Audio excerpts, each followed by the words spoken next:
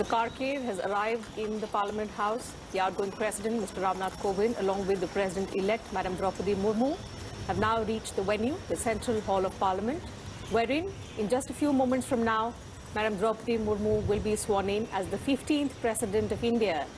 Only the second woman President of the country, the first tribal President, also the youngest President India has ever had.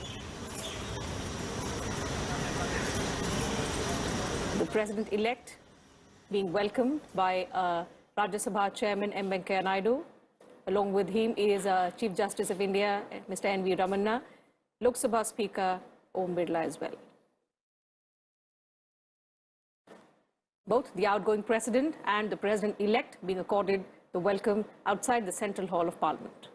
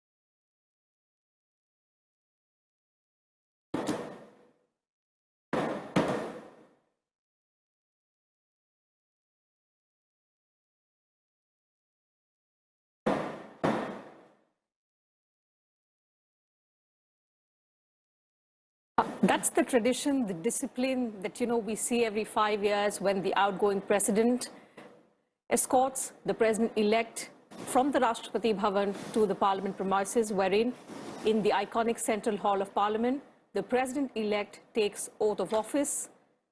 Madam Draupadi Murmu will, in a short while from now, take oath as the 15th President of India in the presence of Rajya Sabha Chairman M. Venkaiah Naidu, Lok Sabha Speaker Om Birla, Prime Minister Narendra Modi, members of the Union Cabinet, also the Chief Ministers of various states, state governors as well, and a host of other dignitaries in attendance inside the Central Hall of Parliament.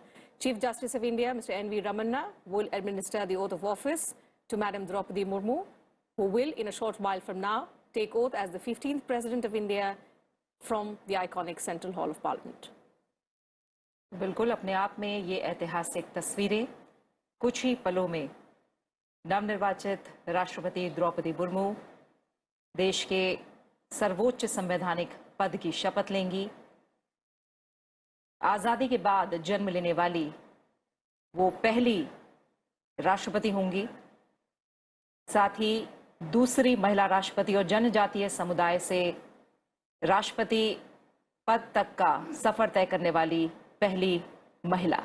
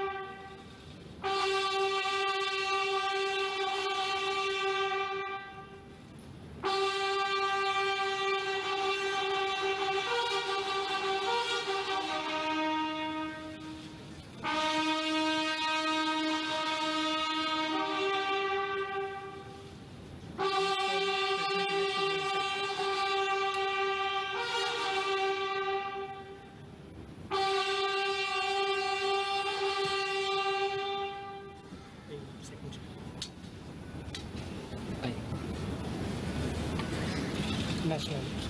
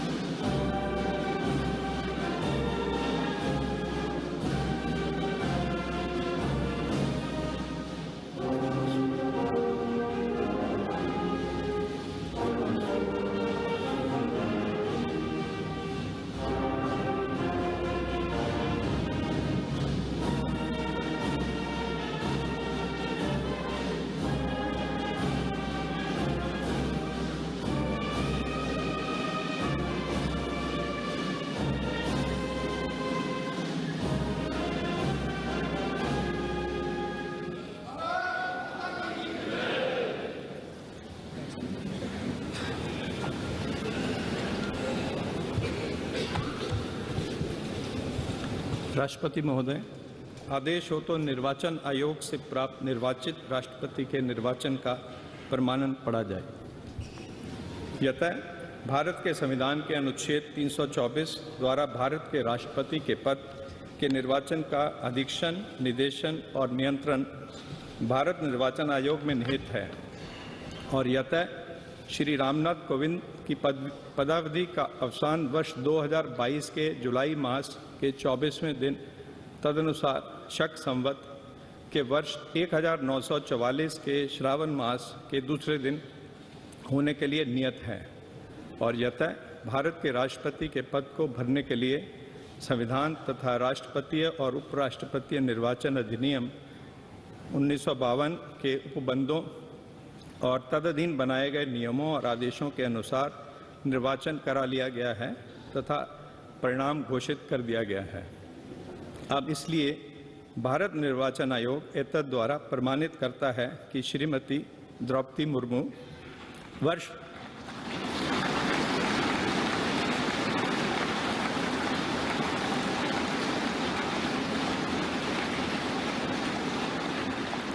वर्ष 2022 के जुलाई मास के 21वें दिन तदनुसार शक संवत के वर्ष 1944 के आषाढ़ मास के 30वें दिन भारत के राष्ट्रपति पद के लिए सम्यक रूप से निर्वाचित हो गई हैं।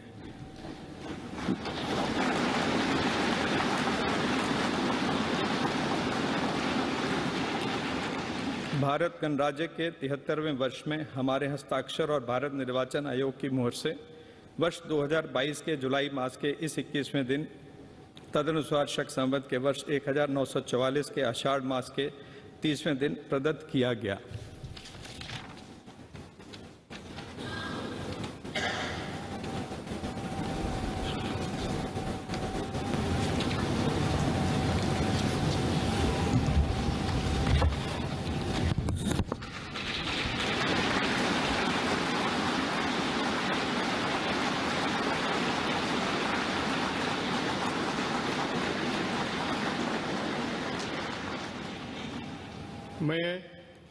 मैं द्रौपदी मुर्मू ईश्वर की शपथ लेता हूँ कि ईश्वर की शपथ लेती हूँ कि मैं श्रद्धापूर्वक भारत के राष्ट्रपति के पद का कार्यपालन करूँगी भारत के राष्ट्रपति पद का कार्यपालन करूँगी तथा अपनी पूरी योग्यता से संविधान और विधि का परिरक्षण, संरक्षण और प्रतिरक्षण करूँगी और मैं भारत की जनता की सेवा और कल्याण में निरत रहूँगी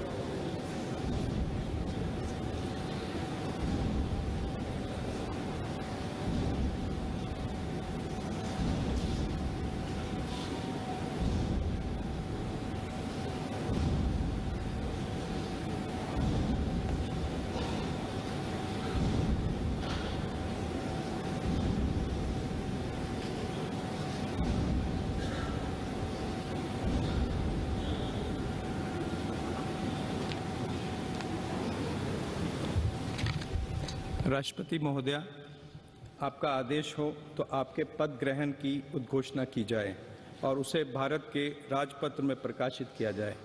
इसकी सूचना प्रमुख सेना केंद्रों तथा विदेश स्थित सभी भारतीय मिशनों, राज्य सरकारों तथा संघ शासित प्रदेशों क्षेत्रों के प्रशासकों को भेजी जाए।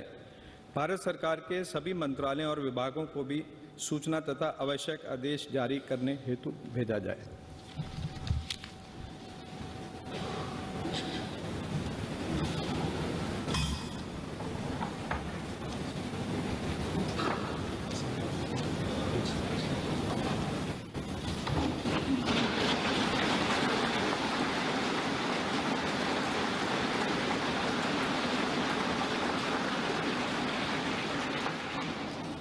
आदरणीय श्री रामनाथ कोविंद जी, उपराष्ट्रपति श्री एम वेंकैया नायडू जी, प्रधानमंत्री श्री नरेंद्र मोदी जी, लोकसभा के स्पीकर श्री ओम बिरला जी, चीफ जस्टिस एन.वी. रमन्ना जी, सम्मानित सांसदगण, अन्य महानुभावों, देवियों और स्वजनों तथा मेरे प्यारे देशवासियों, सभी को जोहार।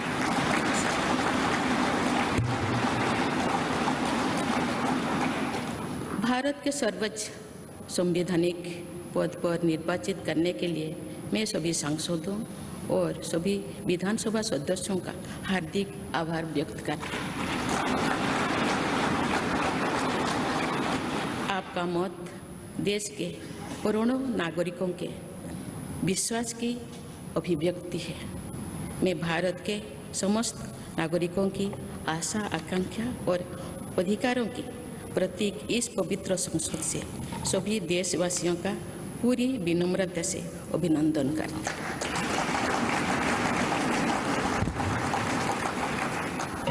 आपकी आत्मीयता, आपका विश्वास और आपका सहयोग मेरे लिए इस नए दायित्व का निभाने में मेरी बहुत बड़ी ताकत रहेगी।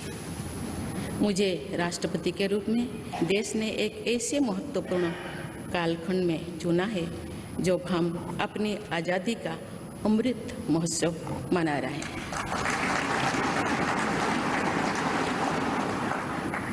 आज से कुछ दिन बाद ही देश अपनी स्वाधीनता के 75 वर्ष पूरी करेगा।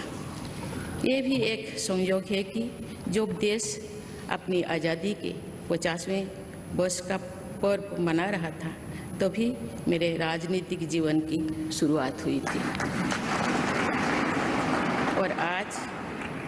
और आज आज़ादी के 75वें वर्ष में मुझे ये नया दायित्व मिला है। ऐसे ऐतिहासिक समय में जब भारत अगले 25 वर्षों के विजन को हासिल करने के लिए पूरी ऊर्जा से जुटा हुआ है, मुझे ये जिम्मेदारी मिलना मेरा बहुत बड़ा सौभाग्य है। मैं देश की ऐसी पहली राष्ट्रपति भी हूँ जिसका जन्म आज़ाद भारत में हुआ है। हमारे स्वाधीनता सेनानियों ने आज़ाद हिंदुस्तान के हम नागरिकों से जो अपेक्षाएं की थी, उनकी पूर्ति के लिए इस अमृत काल में हमें तेज गति से काम करना होगा। इन 25 वर्षों में अमृतकाल की सिद्धि का रास्ता 2 पटरियों पर आगे बढ़ेगा, सबका प्रयास और सबका कर्तव्य। भारत के उज्जवल भविष्य की नई विकास यात्रा हमें सबके प्रयास से करनी है, कर्तव्य पथ पर चलते हुए करनी ही है। कल यानी 26 जुलाई को कारगिल विजय दिवस भी है। ये दिन भारत की सेनाओं के शौर्य और संयम दोनों का ही प्रतीक है।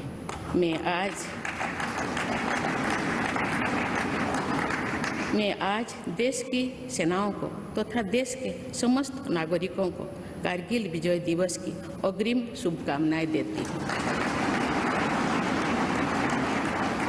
देवियों और स्वजनों, मैंने अपनी जीवन यात्रा पूर्वी भारत में ओडिशा के एक छोटे से आदिवासी गांव से शुरू की थी।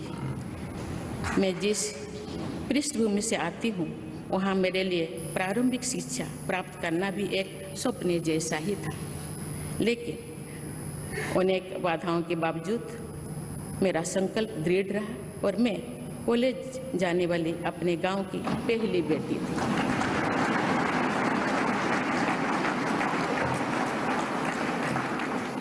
मैं जनजातीय समाज से हूँ और वार्ड काउंसिलर से लेकर भारत के राष्ट्रपति बनने तक का अवसर मुझे मिला है।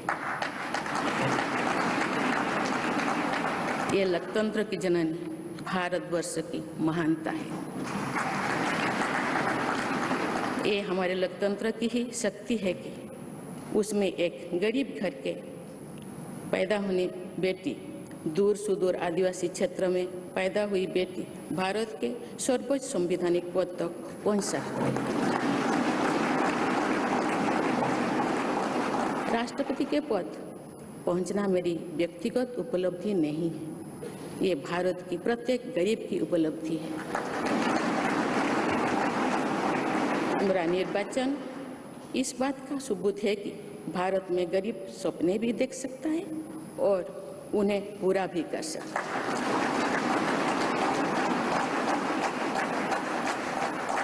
और ये मेरे लिए बहुत संतोष की बात है कि जो सदियों से वंचित रहे, जो जीवन विकास के लाभ से दूर रहे, वे गरीब, दलित, पिछड़े तथा आदिवासी मुझे ये अपना प्रतिबिंब देख सकते हैं। मेरे इस निर्वाचन में देश के गरीब व का आशीर्वाद शामिल है।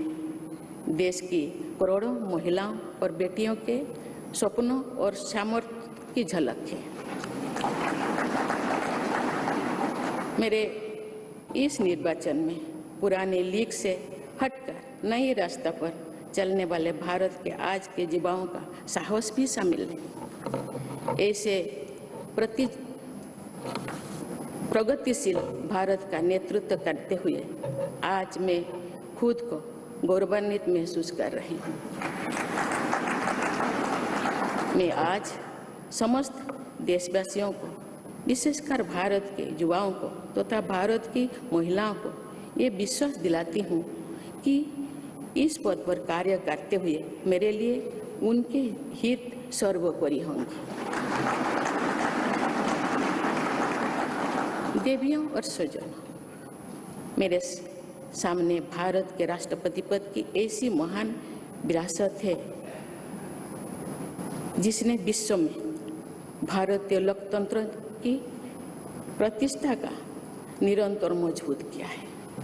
देश के प्रथम राष्ट्रपति डॉक्टर राजेंद्र प्रसाद से लेकर श्री रामनाथ कोविंद जी तक अनेक विभूतियों ने इस पद को सुशोभित किया है। इस पद के साथ साथ देश ने इस महान परंपरा के प्रतिनिधित्व का दायित्व भी मुझे सौंपा है। संविधान के आलोक में मैं पूरी निष्ठा से अपने कर्तव्यों का निर्वहन करूंगी। मेरे लिए भारत के लोकतांत्रिक सांस्कृतिक आदर्श और सभी देशवासी हमेशा मेरे ऊर्जा के स्रोत रहेंगे। देवियों और स्वजनों, हमारे संवैधानिक संग्राम में, स्वाधीनता संग्राम में एक राष्ट्र के तौर पर भारत की नई यात्रा की रूपरेखा तैयार की है। हमारा स्वाधीनता संग्राम उन संघर्षों और बलिदानों की अविरल धारा है जिसने आज़ाद भारत के लिए कितनी ही आदर्शों और संभावनाओं की सिंचा था। पूज्य बापू ने हमें स्वराज, स्वदेशी, स्वच्छता और सत्याग्रह द्वारा भारत के सांस्कृतिक आदर्शों की स्थापना का मार्ग दिखाया था। नेताजी सुभाष चंद्र बोस, नेहरू जी, सरदार पटेल, बाबा साहेब अम्बेडकर, भगत सिंह, सुखदेव, राजगुरु, चंद्रशेखर आजाद जैसे अनगिनत स्वाधीनता सेनानियों ने हमें राष्ट्र के स्वाभिमान को सर्वोपरि रखने की शिक्षा दी थी। रानी लक्ष्मीबाई, रानी वेलु नाचियार, रानी गाईदिन्लु और रानी चेन्निमा जैसी अनेकों वीरांगनाओं ने राष्ट्र इच्छा और राष्ट्र निर्माण में नारी शक्ति की भूमिका को नई ऊर्जा दी है। संथाल क्रांति, पाइक क्रांति से लेकर कोल क्रांति और भील क्रांति ने स्वतंत्रता संग्राम में आदिवासी योगदान को और सशक्त किया। सामाजिक उत्थान एवं देश प्रेम के लिए धरती आबा भगवान बिरसा मुंडा जी के बलिदान से हमें प्रेरणा मिली थी।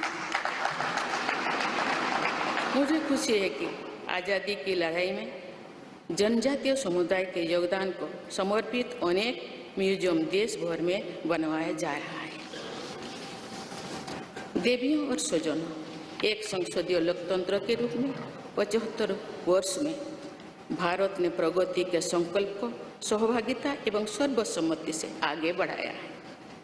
विविधताओं से भरे अपने देश में हम अनेक भाषा, धर्म, संप्रदाय, खान पान, रहन सहन, रीति रिवाजों का अपनाते हुए एक भारत श्रेष्ठ भारत के निर्माण में सक्रिय है। आज़ादी के 75वें वर्ष के अवसर पर आया है अमृतकाल। भारत के लिए नए संकल्पों का कालखंड है। आज मैं इस नए युग के स्वागत में अपने देश को नई सोच के साथ तत्पर और तैयार देख रही हूँ। भारत आज हर क्षेत्र में विकास का नया अध्याय जोड़ रहा है।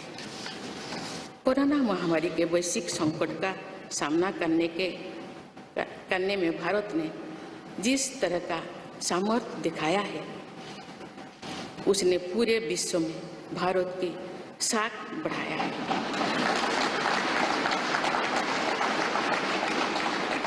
हम हिंदुस्तानियों ने अपने प्रयासों से न सिर्फ इस वैश्विक चुनौती का सामना किया, बल्कि दुनिया के सामने नए मापदंड भी स्थापित की।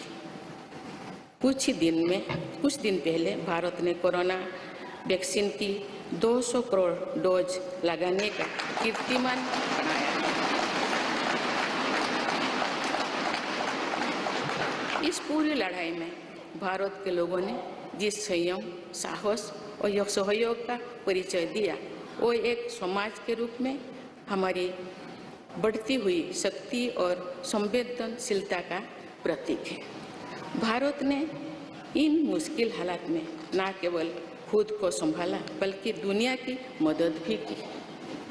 कोरोना महामारी से बने माहौल में आज दुनिया भारत को नए विश्वास से देख रही है। दुनिया की आर्थिक स्थिरता के लिए, सप्लाई चेन की सुगमता के लिए और वैश्विक शांति के लिए दुनिया को भारत से बहुत उम्मीदें हैं। आगामी महीनों में भारत अपनी अध्यक्षता में G20 ग्रुप की मेजबानी भी करने जा रही है। इसमें दुनिया के 20 बड़े देश भारत की अध्यक्षता में वैश्विक विषयों पर मंथन करेंगे। मुझे विश्वास है भारत में होने वाले इस मंथन से जो निष्कर्ष और नीतियां निर्धारित होंगे, उनसे आने वाले दशकों की दिशा तय होगी। देवियों और स्वजनों, दशकों पहले मुझे रायरंगपुर में श्री अरबिंदो इंटीग्रल स्कूल में शिक्षक के रूप में कार्य करने का अवसर मिला था।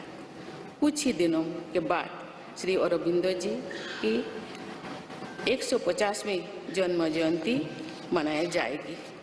शिक्षा के बारे में श्री अरबिंदो के विचारों ने मुझे निरंतर प्रेरित किया है। जनप्रतिनिधि के रूप में विभिन्न पदों पर कार्य करते हुए और फिर राज्यपाल के रूप में भी मेरा शिक्षण संस्थानों के साथ सक्रिय जुड़ाव रहा है।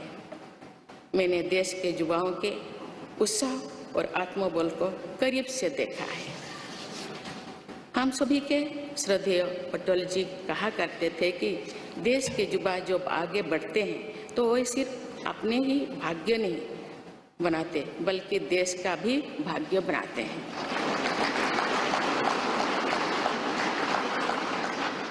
आज हम इसे सोच होते देख रहे हैं। वोकल फॉर लोकल से लेकर डिजिटल इंडिया तक हर क्षेत्र में आगे बढ़ रहा आज का भारत विश्व के साथ कदम से कदम मिलाकर औद्योगिक क्रांति 4.0 के लिए पूरी तरह भारत तैयार है। रिकॉर्ड संख्या में बन रहे स्टार्टअप्स में नए नए इनोवेशंस में दूर सुदूर क्षेत्रों में डिजिटल टेक्नोलॉजी की स्वीकार्यता में भारत के युवाओं की बड़ी भूमिका है। बीती वर्षों में भारत ने जिस तरह महिला सशक्तिकरण के लिए निर्णय लिए हैं, नीतियां बनाई गई है, इससे भी देश में एक नई शक्ति का संचार हुआ है। मैं चाहती हूँ कि हमारी सभी बहनें व बेटियां अधिक से अधिक सशक्त हो तथा वे देश के हर क्षेत्र में अपना योगदान बढ़ाती रहें। मैं अपने देश के युवाओं से कहना चाहती हूँ कि आप न केवल अपने भविष्य का निर्माण कर रहे हैं बल्कि भविष्य के भारत की नींव भी रख रहे हैं। देश के राष्ट्रपति के तौर पर मेरा हमेशा आपको पूरा सहयोग रहेगा। देवियों और सुजों, विकास और प्रगतिशीलता का अर्थ निरंतर आगे बढ़ना होता है, लेकिन साथ ही अपने अतीत का ज्ञान भी उतना ही आवश्यक है। आज जब विश्व सस्टेनेबल प्लैनेट की बात कर रहे हैं तो उसमें भारत की प्राचीन परंपराओं, हमारे अतीत की सस्टेनेबल लाइफस्टाइल की भूमिका और बढ़ जाती है। मेरा जन्म तो उस जनजातीय परंपरा से हुआ है जिसने हजारों वर्ष से प्रकृति के साथ तालमेल बनाकर जीवन को आगे बढ़ाया है। मैंने जंगल और जलाशयों के महत्व को अपने जीवन में महसूस किया है। हम प्रकृति से जरूरी संसाधन लेते हैं और उतनी ही श्रद्धा से प्रकृति से सेवा भी करते हैं। यहाँ संवेदनशीलता का आज वैश्विक अनिवार्यता बन गया है। मुझे इस बात की प्रसन्नता है कि भारत पर्यावरण संरक्षण के क्षेत्र में विश्व का मार्गदर्शक बन रहा है। देवियों और स्वजन, मैंने अपने अब तक के जीवन में जौन सेवा में ही जीवन की सार्थकता को अनुभव किया है। श्री जगन्नाथ क्षेत्र के एक प्रख्यात कवि भीम भोई जी की कविता की एक पंक्ति है, मो जीवन पचे नर के पड़ी था जगत उद्धार।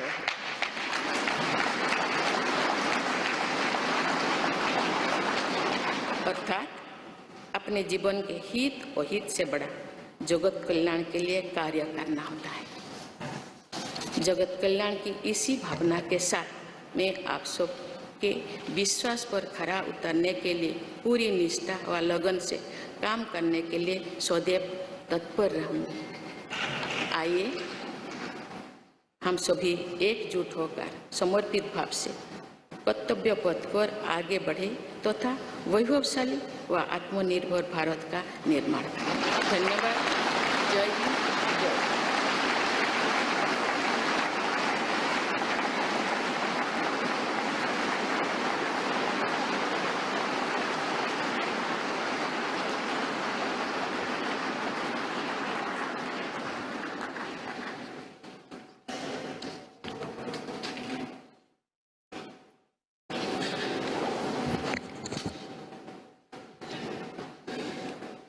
Honorable President, Srimati Draupadi Murmu ji, respected Sri Ramnath Kovind ji, Prime Minister Sri Narendra Bhai Modi ji, Speaker of Lok Sabha Sri Om Birla ji, Chief Justice of India Sri N.V. Ramana ji, respected parliamentarians, other dignitaries, brothers and sisters, and my dear fellow citizens, Namaskar. Madam President, you have just addressed the members of the Parliament. I wish to read a few paragraphs from the English version of the address, and the rest of Rest may be considered as read in view of the time constraint. I express my heartfelt gratitude to all members of Parliament and legislative assemblies for electing me to the highest constitutional post of India. Brothers and sisters, we have to work at a fast pace in this Amrit Kal to fulfill the expectations of our freedom fighters from the citizens of independent India. In these 25 years, the path to attain the goals of Amrit Kal will proceed on two tracks, Sabka Prayas or Sabka Kartavya, everyone's efforts and everyone's duty. The new development journey towards the bright future of India has to be undertaken by our collective efforts following the path of duty. We will be observing Kargil Vijay Divas tomorrow, July 26th. This day is a symbol of both the bravery and the restraint of the Indian armed forces. Today, I extend my best wishes in advance to the armed forces of the country and to all the citizens of India. Brothers and sisters, growth and progress mean continuously marching ahead. But equally important is awareness about one's past. Today, when the world is talking about sustainable planet, the role of India's ancient traditions and sustainable lifestyle becomes more important. I was born in the tribal tradition which has lived in harmony with the nature for thousands of years. I have realized the importance of forests and water bodies in my life. We take necessary resources from nature and serve nature with equal reverence. This sensitivity has become a global imperative today. I am happy that India is guiding the world in the field of environmental protection. Brothers and sisters, in my life so far, I have realized the meaning of life only through public service. There is a line from the poem of Bhim Bhoi Ji, a famous poet of Sri Jagannath Kshetra. Mo jibana bacche, narke paditav, jagata uddar hev. That is, working for the welfare of the world is far greater than one's own interest. With the spirit of welfare of the world, it always be ready to work. All of us, with full devotion and dedication, to live up to the trust you all have reposed in me. Let us all unite and move forward on the path of duty with a dedicated spirit to build a glorious and self-reliant India. Thank you. Jai Hind.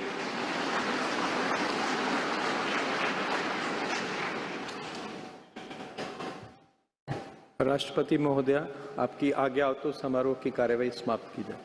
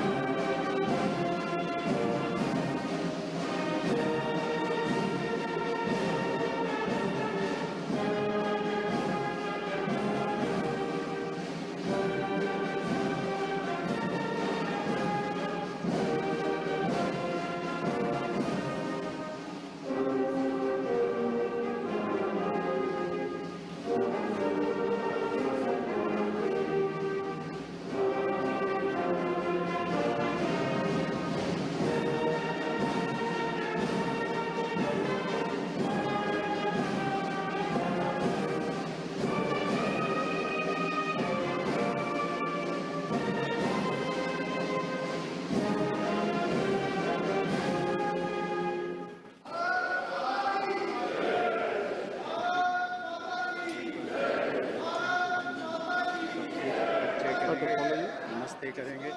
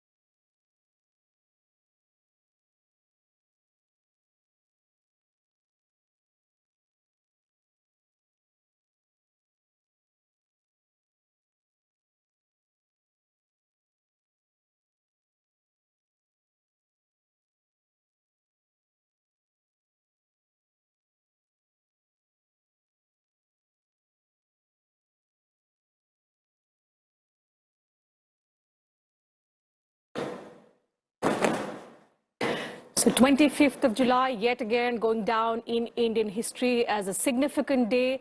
The 10th successive president to have been sworn in today. Madam Draupadi Murmu was sworn in as the 15th president of India a short while ago.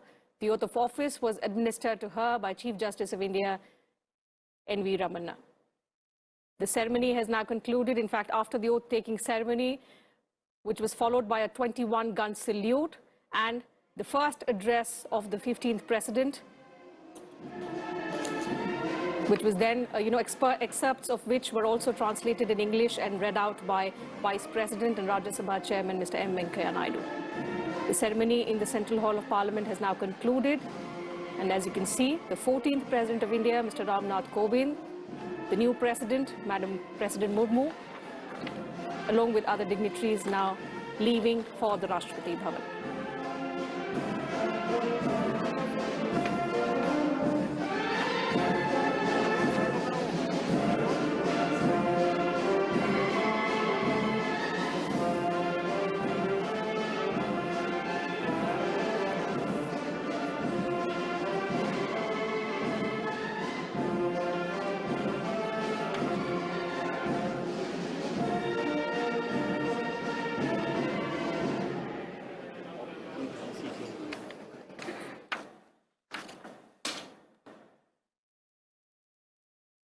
तो तमाम इतिहास जो आज इस शपथ ग्रहण समारोह के साथ हमने बनते देखे, आज़ादी के बाद जन्म लेने वाली पहली राष्ट्रपति देश को मिली है।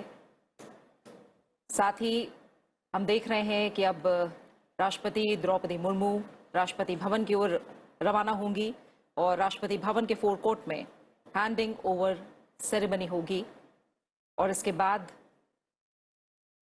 राष्ट्रपति भवन से रामनाथ कोविंद विदा होंगे।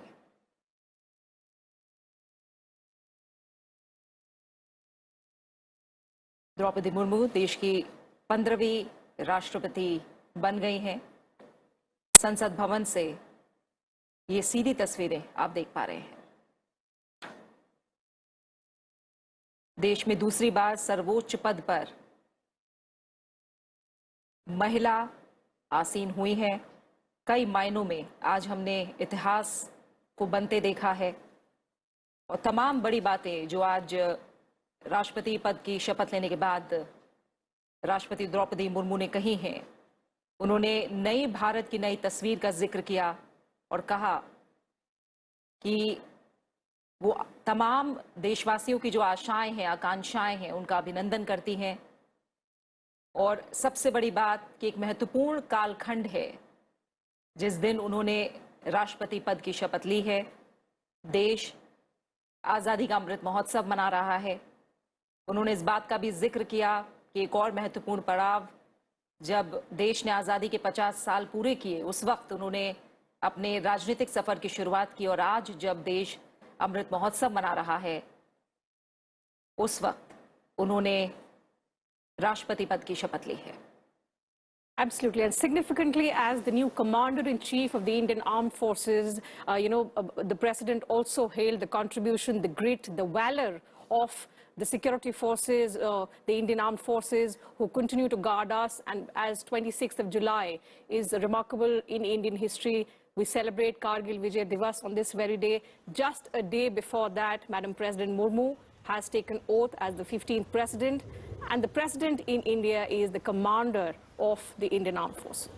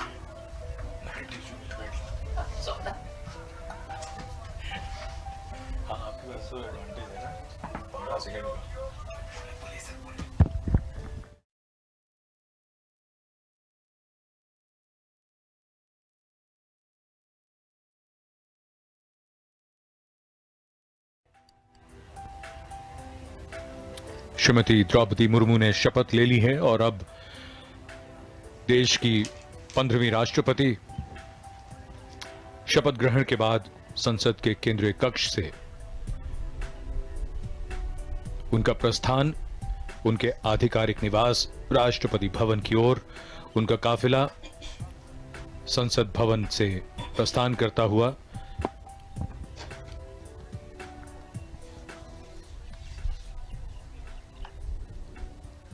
25 जुलाई 2022 का दिन इतिहास में दर्ज होता हुआ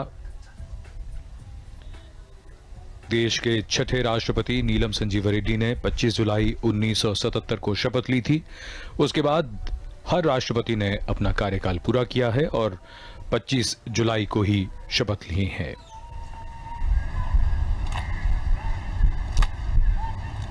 राष्ट्रपति अंगरक्षक राष्ट्रपति के काफिले के आगे आगे और उनके साथ नई राष्ट्रपति श्रीमती द्रौपदी मुर्मू अपने आधिकारिक निवास राष्ट्रपति भवन की ओर, ये काफिला विजय चौक से अब रायसीना पहाड़ी की ओर बढ़ता हुआ।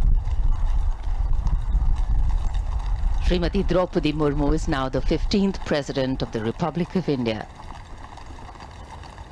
She now sits as the constitutional head of the nation.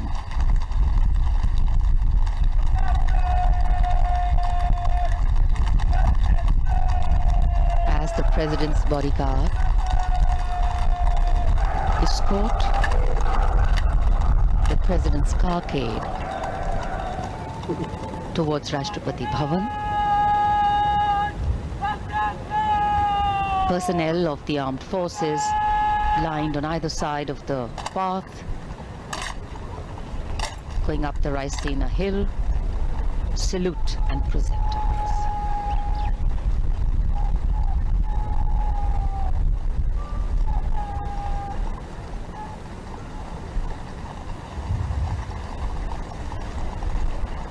It's a special day for the nation,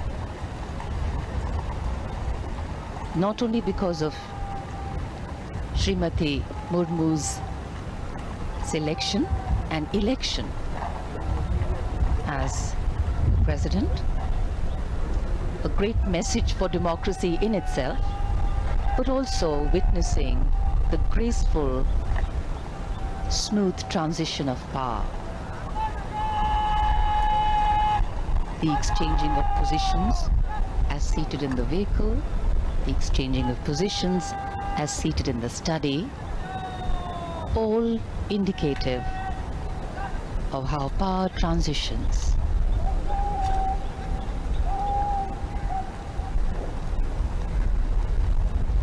The seat of power, the North Block, the South Block, the seat of governance,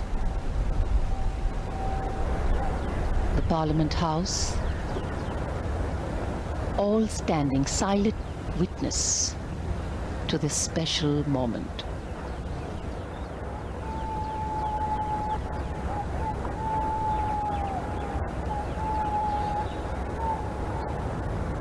ये समारोह बेहद भव्य और परंपरा से भरा हुआ।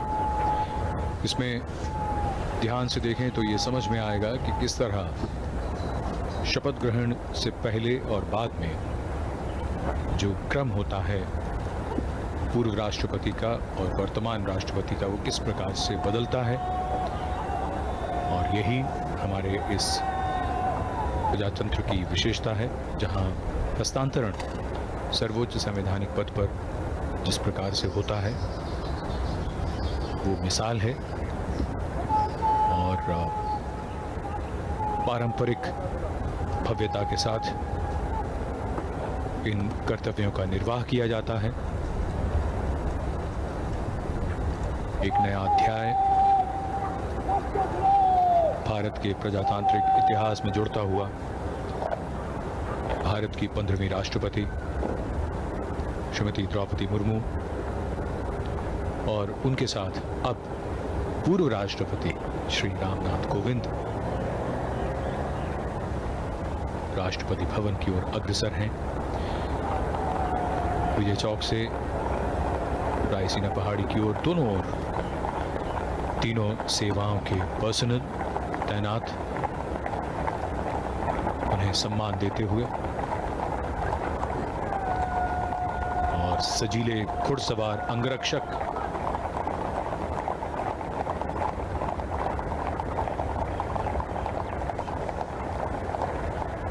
रायसीना पहाड़ी पर मुख्य द्वार जो भव्यता का प्रतीक, इस भव्य और आलीशान इमारत राष्ट्रपति भवन का, यहां से काफिला अब इसके मुख्य प्रांगण की ओर। We can see the imposing dome, the Jaipur column, and the pathway leading up to the forecourt of Rashtrapati Bhavan. With high positions comes a higher sense of responsibility. Power has as its companion, a constant companion, responsibility. The working on the advice of the elected government, the President of India, is the protector of the Constitution. Srimati Murmu, as our new President, will hold in her heart and her hands a responsibility to ensure that the last mile, the last person is connected, interconnected, and belongs to a nation called India, a nation that is progressing. The last person has an equal share in the growth, prosperity, and progress of the nation to actually make democracy truly meaningful. बिल्कुल, अपने कार्यकाल के दौरान ऐसे कई क्षण होते हैं, कई अवसर होते हैं जब राष्ट्रपति की भूमिका बड़ी महत्वपूर्ण हो जाती है और राष्ट्रपति श्रीमती द्रौपदी मुर्मू, जिन्हें सामाजिक जीवन का, जिनका अपना खुद का जीवन सादा और ज़मीन से उनका जुड़ाव, वो समझती हैं एक साधारण व्यक्ति के दर्द को भी, उसके संघर्ष को भी, उसकी आकांक्षाओं को भी, भविष्य के उनके निर्णयों के लिए उनका यह अनुभव बहुत ही सार्थक और बहुत ही प्रासंगिक होगा। देश के सर्वोच्च संवैधानिक पद पर देश के प्रत्येक व्यक्ति के हित के लिए निर्णय लेते हुए उनका अपना निजी अनुभव, जो उनका जीवन है, वो अनुकरणीय है।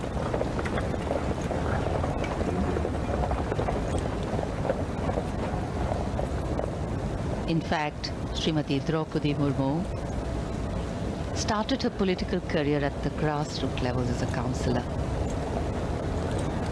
And after that, her movement upwards, also as the first woman governor of Jharkhand. She has faced immense challenges. She has had to take many important decisions. But now she will be keeping the nation and the constitution ahead of all her decisions, arriving here at the forecourt of Rashtrapati Bhavan, to her official residence now.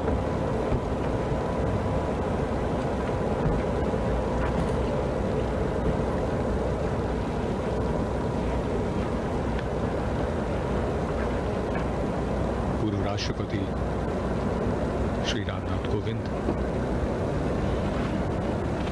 का आगमन राष्ट्रपति भवन के प्रांगण में।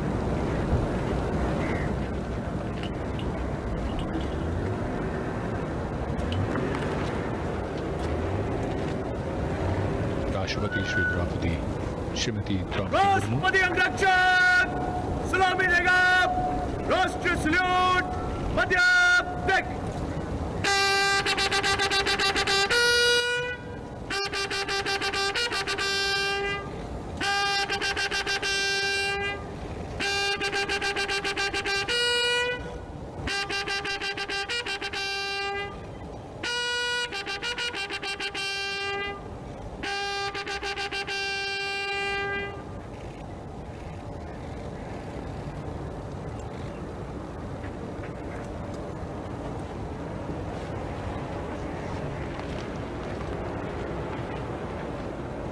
PBG Commandant Colonel Anup Tawari giving the command.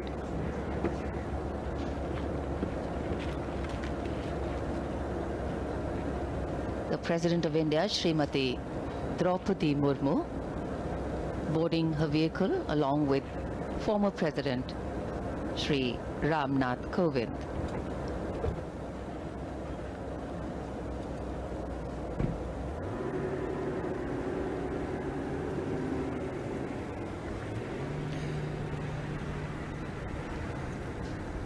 ये काफिला north court की ओर बढ़ता हुआ, जहां से अब राष्ट्रपति और पूर्व राष्ट्रपति कमेटी रूम की तरफ जाएंगे।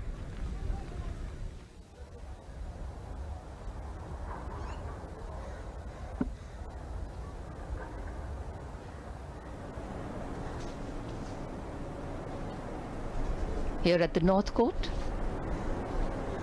awaiting the arrival of the new president, personnel and staff of Rashtrapati Bhavan.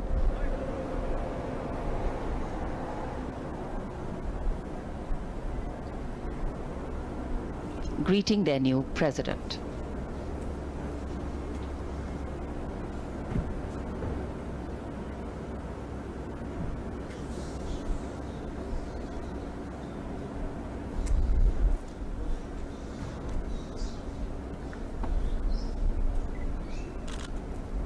Rashtrapati Bhavan स्वागत कर रहा है नए राष्ट्रपति का, श्रीमती द्रौपदी मुर्मू और उनके साथ पूर्व राष्ट्रपति Shri Ramnath Kovind.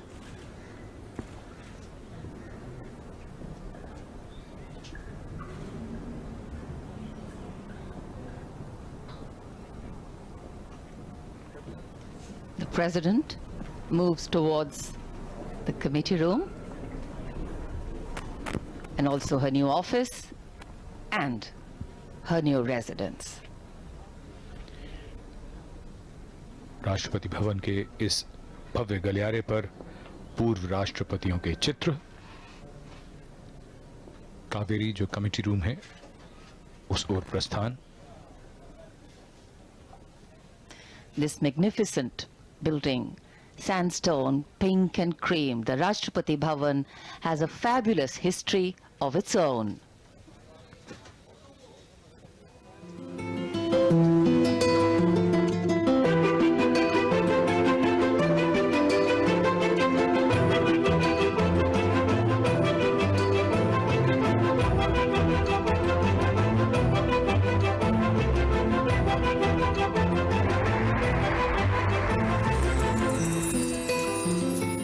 Welcome to Rashtrapati Bhavan, the office and home of the President of India.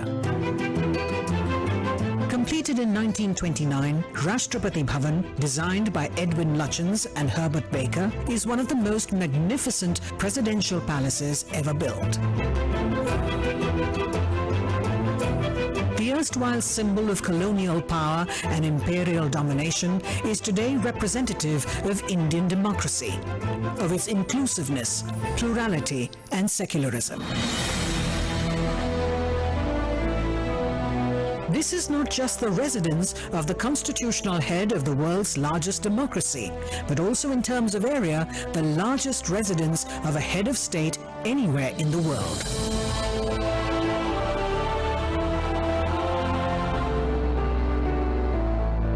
The office of the President is called the Study.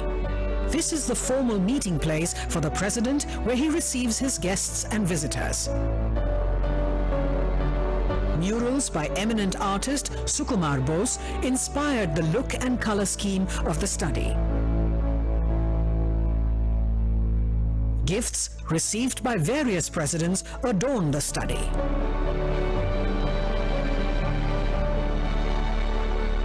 The Study opens into the morning room.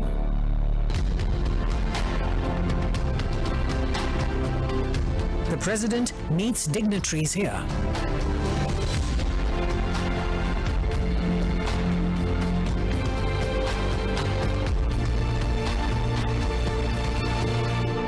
Each room in the Rashtrapati Bhavan stands witness to history, To restore these to their former glory, the restoration team had to rearrange available resources in view of the heritage nature of the rooms. Work was undertaken in each room to revive its distinct character, just like the way they were originally meant to be. Fascinating works of art by reputed Indian and European artists were restored to add character to the walls.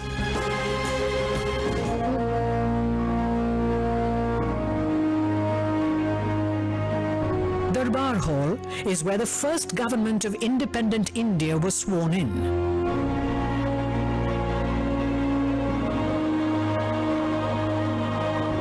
Lutyens designed new viceregal thrones for the Darbar Hall to replace those from Government House in Calcutta.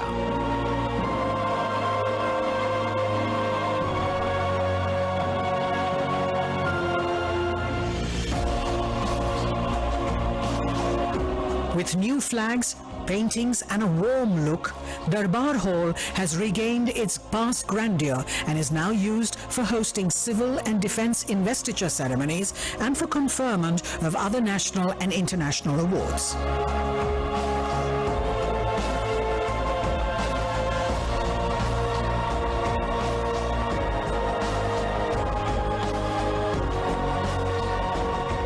Next to Darbar Hall is the library. It is also described as the daughter of Darbar Hall.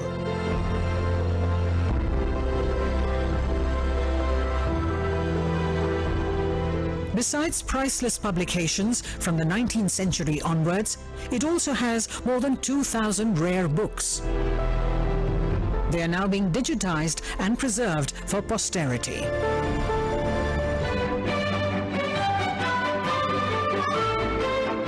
Ashoka Hall was originally built as a state ballroom.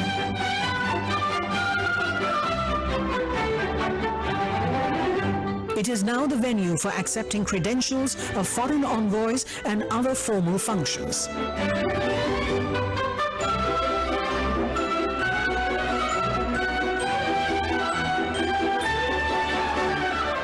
Embellishments on the ceilings,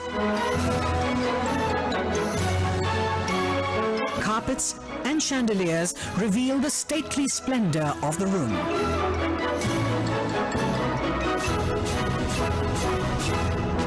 The New Age President's Estate is gearing up to present itself as a prime tourist attraction with 3 distinct tourist circuits: the main building, gardens, and museums.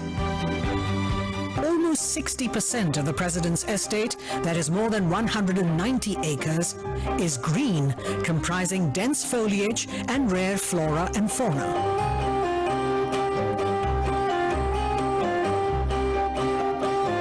Besides the spiritual, herbal, cactus, and nakshatra gardens, it includes the sprawling Mughal gardens.